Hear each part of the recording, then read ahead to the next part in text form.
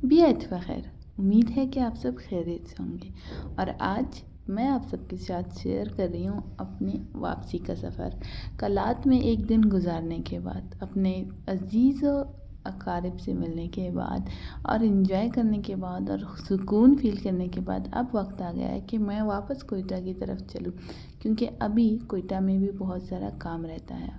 तो इसलिए सुबह सवेरे उठ के तैयार होने के बाद और ये खूबसूरत मंज़र देखने के बाद कुछ लम्हे को मेरा दिल क्या कि रुक जाओ, नहीं जाओ कोयटा। लेकिन फिर मैंने सोचा कि भाई वहाँ पे भी तो जाके टेस्ट देना है, जो कि मेरी मर्ज़ी के मुताबिक नहीं रुकेगा, तो मुझे निकलना ही है। तो आई मैं किचन में नाश्ता करने के लिए। मेरी चाची ने मेरे लिए नाश्ता बनाया था और मुझे चाचा जान वापस लेके निकले बस अड्डे की तरफ, क्योंकि मुझे जाना था कलात से कोयटा।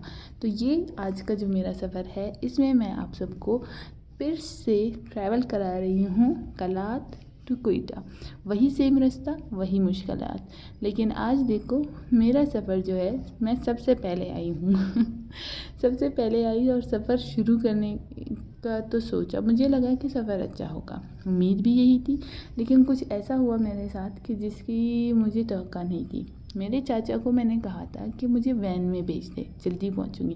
उन्होंने कहा नहीं, वैन वाले बहुत टाइम वेस्ट करते हैं, बस में निकलो जल्दी पहुंचूंगी। तो मैंने कहा हाँ, चाचा जान कह रहे तो कुछ ऐसा होगा।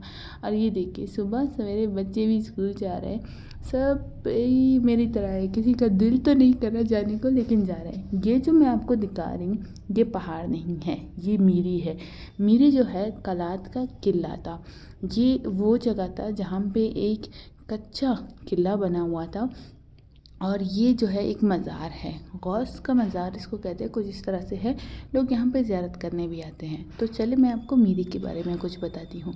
मीरी जो है वो जगह थी जहाँ पे किंग रहता था। पहाड़ के ऊपर एक किला था, एक पूरा सिक्योर एरिया था, जो कि 1935 के ज़िलज़िले में मुकम्मल डल गया और आज उसके सिर्फ कुछ असरात हैं जो पहाड़ की शक्ल में दूर से नज़र आते हैं, लेकिन करीब से आपको दिखता है कि हाँ, यहाँ पे कभी कुछ हुआ करता था।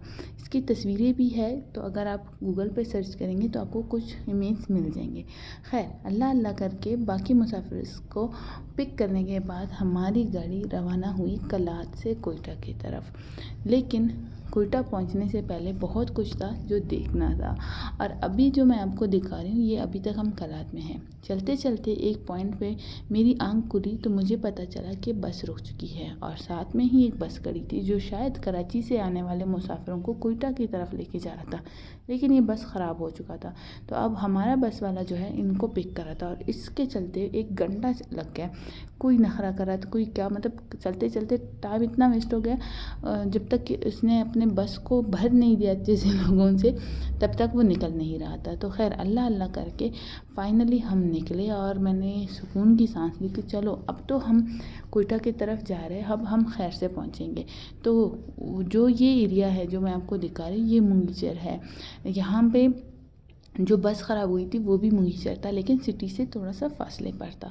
तो खैर हम सिटी से निकले और ये देखिए यहाँ पे कुछ कंस्ट्रक्शन काम हो रहा था। कंस्ट्रक्शन का काम नहीं हो रहा था, यहाँ से सीमेंट वगैरह कुछ बनाने वाला काम हो रहा था। और ये बिल्डिंग जो आप दिख रहा है, एक ज़माने में एक प्रोजेक्ट था मुंगीचर में जहाँ पे यूनिवर्सिटी और कुछ इस तरह से बनने वाला था, लेकिन वो फिर रुक गया क्योंकि कोई करप्शन केस उसमें निकल आया था। खैर मुंगीचर से होते होते हम निकले और हम दाखिल हुए डिस्ट्रिक्ट मस्तूंग में। जब भी आप कलात या कराची की तरफ जाते हो तो ये एक ही रास्ता होता है जो कोयटा से मस्तूंग, मस्तूंग से मुंगीचर, मुंगीचर से कलात, फिर सुराब, खुजार, और ऐसे कर करके आप कराची पहुंच जाते हो। तो वो मस्तूंग में हम दाखिल हुए, मतलब अब हमारा जो सफ़र है वो बहुत करीब है।